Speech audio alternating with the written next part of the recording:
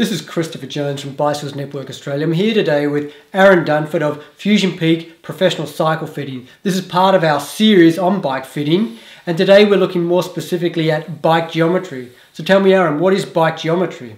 Bike geometry is the angles and dimensions of the tubing that makes up the bicycle frame. So why would I have different geometries? Different geometry is going to change not only the way a bike handles, but as well the availability of the different positions that the rider can have over top of the bottom bracket or on the bike itself. Frame size is another one I'll throw into the mix there. Tell me about frame sizes.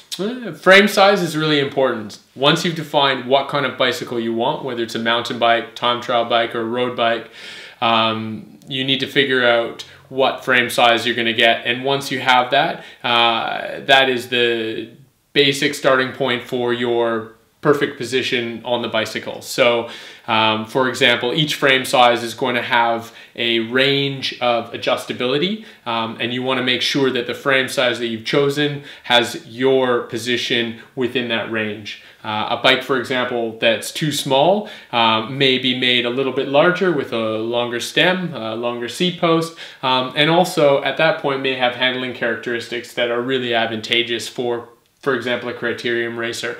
Whereas a mountain biker that needs to do long distances may choose a size that's a little bit larger with a much shorter stem to give a longer wheelbase for more stability. So it's really going to depend on the rider and the goals and the needs of that rider. So it means that with the frame size, if I have a frame size which is too large or too small, I'm not completely lost. Absolutely not. Not if you have a creative bike fitter.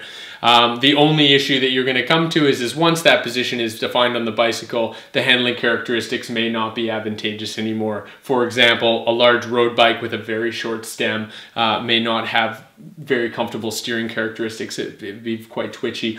Same, for example, with a time trial bike with a very, very long stem. You may find that leaning over the front wheel that far adds a little bit too much weight to the front end of the bike and makes it feel sluggish in the steering. So, okay.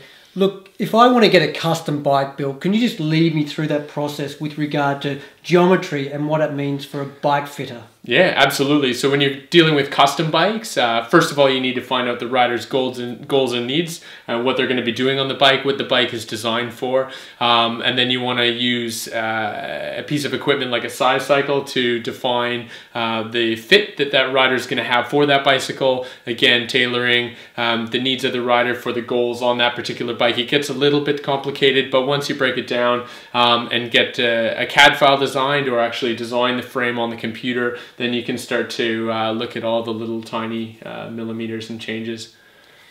So let's have a look at some of the key differences between, for example, time trial riding, road cycling and mountain biking.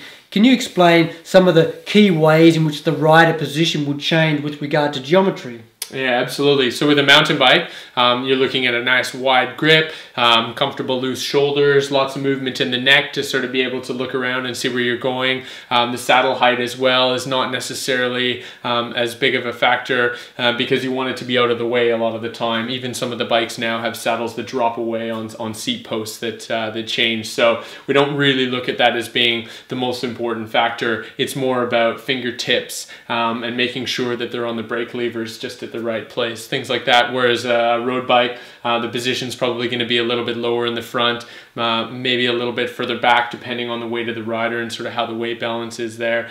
Again, millimeters count when it comes to fingertips and things like that. So mountain bike, maybe a little more upright. Road bike, you know, you bend the elbows a little bit, get a little bit lower. It's going to depend on core strength and things like that again.